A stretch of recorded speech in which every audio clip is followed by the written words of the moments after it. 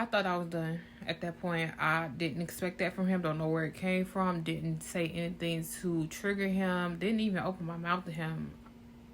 Hell, I wasn't even feeling good enough to say nothing to anybody, honestly. He left.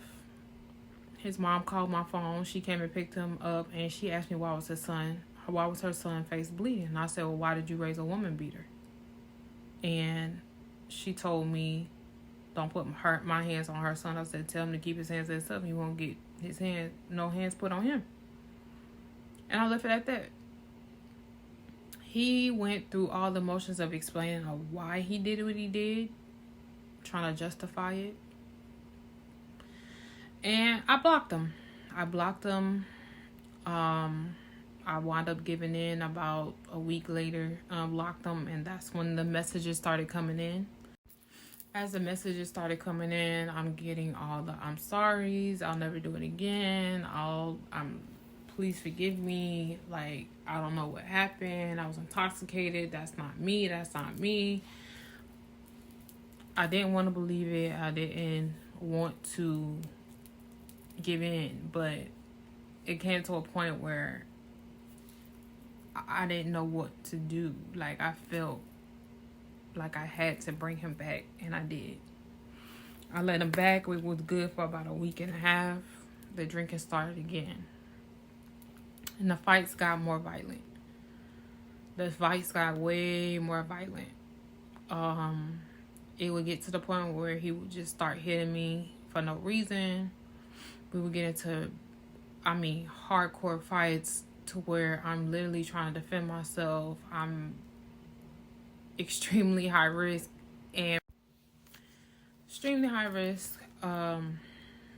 to protect myself, trying to protect my son by any means necessary. He knew exactly where to hit me so that when I would go to the doctors, it would not be seen. And it got to the point where he would go to doctor's appointments with me so that I wouldn't say that I was being abused. Even though I would never call the cops on him, I would never tell. It wasn't in my nature. It wasn't how I was raised. And I didn't tell anybody because I didn't think anybody would believe me because of the way I saw his mother reacted to what happened to me at the first time and how my family didn't believe me about certain instances that happened to me when I was younger. So I sat and suffered in silence and pregnant. We went through the back and forth of get out, come back, get out, come back, get out, come back. Throughout my pregnancy. It got to the point where I was being beat so bad that I was just getting exhausted. But the thing that he started using towards me was, you can't work. Who's going to take care of you? You got to be able to pay these bills. And I was high risk, so I was taken out of work. And I had a house. It's different from having a mortgage and then having rent. It's a little different. He made me feel like I needed him. And at that point, all I believed is that I needed him. And the beatings got worse. It got worse, and worse. It got to the point where I decided I wanted to go back to work at 6 months. I put him out. I went back to work at 6 months, pregnant. I got a good job. I was getting way more independent than what he would like. I decided to go out of town with my family right before Thanksgiving. So I was out of town during Thanksgiving with my family. I was about 7.5 months pregnant. I noticed that he had a little attitude because I didn't come back exactly the time frame that I told him I was coming back. And when I did get back, there was a big fight that extruded to where I was almost beat to death. And I went into labor once again. My parents kept asking me, why you keep going into labor? And I just kept saying, I don't know, maybe I'm doing too much. And they're like, you need to stop working. But what they didn't know is that I felt like I was going to give up my life if I stop working. It got to the point where my job told me I had to stop working. So I did. So I wound up stop working just right in time before my baby shower, which I was very excited about. I had family coming in from all different type of states, and I was just excited. Everybody thought I wasn't having kids. I always made it clear that I would never have any kids. I always had my brother's kids. I had my brother's kids when I was single, living by myself. They lived with me. I didn't feel like I needed kids. I had them. But for me to be having a baby, everybody wanted to see that for themselves. And we had a really big turnout for our baby shower. But what people don't know is the day before my baby shower, or the day before people got in town for my baby shower, I was abused very severely, to the point where I was pinned down on the floor and just being hit constantly. And the only thing I knew to do was to fake like I was going into labor. I was literally on the floor trying to crawl to my garage door, trying to get to my car. I didn't have really too many clothes on. I was just trying to get to my car just so I can get out of that house and get somewhere safe. And when I realized that I wasn't moving fast enough and I was getting hit faster than I was moving, I pretend like I was going into labor again. And that's what made him stop. It's almost like he snapped out of it and was trying to get me up. He ran upstairs, got me clothes. Come on, let me get you to the hospital. Let me get you to the hospital. I'm just looking at him like, what? No. But it continued. That didn't stop. As my family started to come in, some did stay with me, some stayed with my parents. My cousins who stayed with me, they didn't see anything that I was going through. I masked my feelings and what I was going through very well. And he did not try anything while anybody was there, of course. So the day of my baby shower, I had so many bruises, noticeably bruises on my body, to the point where me and him and one of my other cousins had to go to the mall right before my baby shower and get an outfit that would cover me mostly so that no one could really see my bruises. But I still had a large bruise right here on my arm that wasn't covered up. When I got to my baby shower, it was packed. The street was packed. It was just a whole bunch of people there. When I literally walked in the door, everybody was cheering. I walked in. Being me, I knew how to put on that mask and wear that face. I wore the face. They didn't even know. All they knew was that I had to be in a seated position at all times. I really couldn't do anything. I couldn't walk around, couldn't really mingle with everybody. Everybody had to come up to me. But all while I was sitting there in the chair, I literally had my arm propped up like this with the bruises showing, praying that somebody would literally see those bruises and ask me what happened to me. And I could pull them to the side and say, this is what's happening to me. But no one did. His family did show up to the baby shower. They were very awkward. They were off in a corner and were upset that I wasn't up moving around trying to meet and greet them. But what they didn't know is that he beat me so bad. They didn't know he beat me so bad that I really couldn't walk around without feeling like I was about to go back in labor once again. And I masked it. I made it through that night. I learned how to wear a mask very well at a young age. So nobody even knew, none of my family members knew what I was going through at that time. My son was giving me issues. He didn't want to act right. So I had to go to the doctor every single day almost. And I was being threatened with a C-section every single day. So I had to literally walk around, ride around with my bag in my car, not knowing if I was going to have a C-section at any moment. And finally, they just scheduled an induction date, and we went in. Once we went in, they started the induction. They stopped the induction because my son wasn't breathing properly, and let me rest. to see if we can get his heart rate up and me stable, him stable. Finally, we did. After about 8 hours, they started induction back. They told me it was going to be a 15-hour process. But what they didn't know is that my son had different plans. He was ready to come out.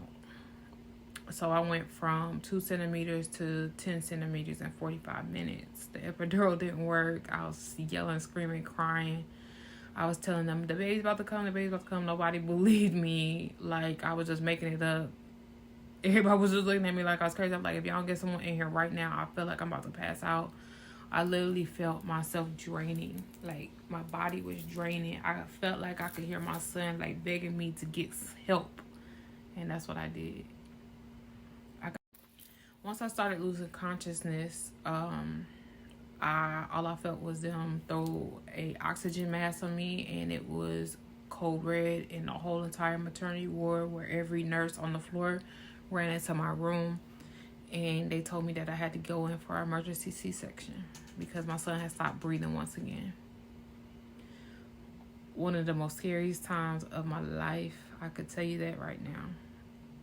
And once I was rushed to the OR, they started to cut, and I was not medicated. I could feel every cut, and they just kept asking me, can you feel that? And I said, yes, I can feel it, I can feel it, I can feel it. And to the point where they gave me too much medicine, and I went into like a shock state to where I was just shaking.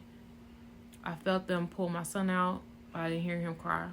And I just kept looking up at my then fiance, and I just kept asking. With my eyes, I couldn't say anything, honestly. I just wanted him to tell me that he was okay. I heard that cry, and I haven't stopped hearing that cry since. I love my baby, though. Which was 6 years ago. Time flies. But with me having a C-section, I automatically knew that it was going to be an issue because he was going to be very mad, upset, because I was going to be in the hospital way longer than what we expected. So about the third day in, I had staples in my stomach, and he was just really kind of bugging me about getting to work every day, and I won't be able to do that now that, my son is here, and I just had a C-section, and I agreed I wasn't going to be able to do that. I had to be to work at 5 o'clock in the morning. I wasn't going to be able to get up and do that. And it was in the middle of winter. So the doctor wanted me to stay in for another 2 days so that they can have the staples removed while I was in there. Had my son circumcised and all of that done, which I wound up getting my son circumcised, but I chose to not stay the extra 2 days to get the staples and the stitches removed, because I could tell he was getting more frustrated, and the more angrier he got, I didn't want no more animosity between us, anything coming towards me in a negative way. I'll say I felt safer in the hospital than being home, because I didn't know what was going to happen when I got home. I figured once our son got here that there would be no more fighting or hits, but I was wrong. I got out of the hospital, and we went straight to a dealership in the middle of snowing in February with staples in my... Started walking around dealerships, cold as I don't know what, looking for him in a car. But that's where my loyalty was. If I could diffuse any type of situation by any means, let me do it, because I didn't want no issues. So that's what I did. But it didn't stop. When I got home, I realized that I was the one doing everything by myself. He literally would go to work, come home, work out, take a shower, eat, go to sleep. And I'll do everything by myself. I started noticing that my son was breathing very weird when I would feed him, when I would try to lay him down. Like, it would be like like he couldn't breathe all the way. I was recording him. I sent a video to one of the nurses, and I'm like, what is this sound? What is this noise? And they're like, that's normal. No. Wasn't normal. And if I would have listened to her, my son would have probably passed away. I got up rushed my son to the hospital. They told me that he was very congested. He had some type of breathing issues going on, but I wasn't quite sure what it was. So they sent him to have a sleep study. During the sleep study, they determined that he would stop breathing while he was awake and while he was asleep. And he had to have emergency surgery on his larynx because his larynx was closed. They were telling me that this is a man-made disease that was made by something that happened, a trauma, during my pregnancy.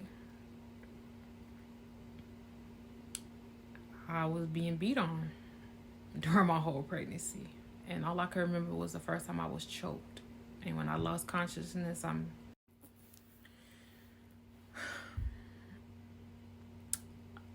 I know my son didn't have consciousness. When I lost my oxygen, I know he lost his oxygen. That was the first time he ever put his hands on me. He choked me till I passed out. That's the only thing I could think of right away. So my son had to wind up having several surgeries back to back, starting at 7 weeks old. He had a total of 5 surgeries on his throat. Adenoids removed, larynx being open, tonsils removed. This is a baby. The first surgery he had at 7 weeks, my ex-husband, my then husband, was telling me that he wanted to drive his own car. We needed to drive 2 cars. And I kept saying, why drive 2 cars? He was like, oh, you have a lot of stuff to take, da-da-da-da-da. I didn't want no argument, so I just said, okay. Didn't understand why, though. I just said, okay. After my son got out of surgery, they moved him to ICU. He stayed in ICU that whole day, all the way to the next day. I couldn't get him to stop crying. Whatever they was giving him was not controlling the pain. It was almost like me trying to tell him, baby, stop crying. The more you cry, the more your throat's going to hurt. But he's only 7 weeks old. He does not know. So what did I do? I started crying too. Only person that could get him quiet was my dad. And me and my then husband had left the hospital and we went to go look for this medicine that I would give him to quiet him down. I finally found it at one of the drugstores. I brought it back, gave it to him, and that's what got him quiet. They brought a rocking chair in the room for me because he would not lay in the crib. And I just laid him on my chest, had a blanket, and I just rocked him in the rocking chair. About 2 o'clock in the morning, one of the nurses woke me up and told me that my husband was gone. She said, ma'am, do you know your husband is gone? I said, no. Where'd he go? She said, he left.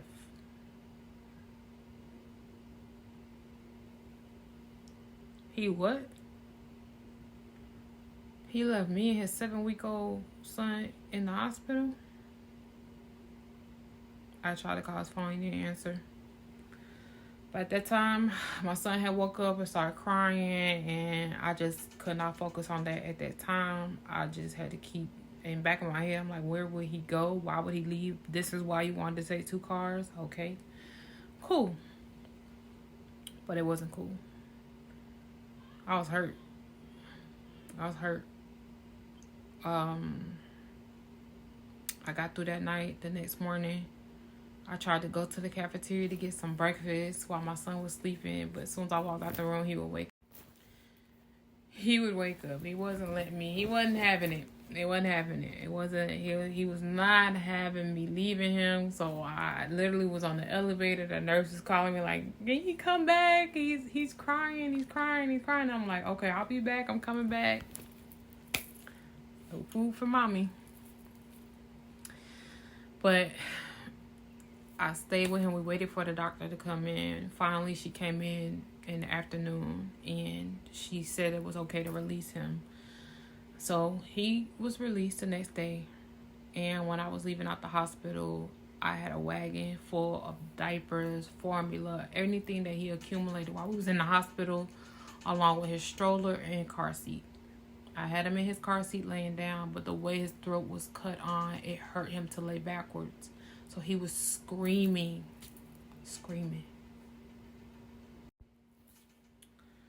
So I had to carry him, push a stroller, and pull a wagon full of stuff through a huge hospital, a huge, big children's hospital, downtown Atlanta. I started crying because I felt like I couldn't do it. I didn't know what I was doing. I was trying to get to that parking deck, and I just felt like I couldn't get there. Finally, someone helped me and helped me get him in the car. I got him home. I got him washed up, and I got him in the bed. My ex-husband finally came into the house. I asked him, where'd he go? He said, work. And I said, okay. And I left it at that. He was with another woman. Left me and his newborn son in the hospital to go be with another woman. Hey guys, thank you so much for watching. And I hope you guys are enjoying the story so far. Please like, share, and subscribe. I'm gonna leave part 2 there, and I'm gonna go into part 3. Please join me, and thank you so much, and have a blessed day.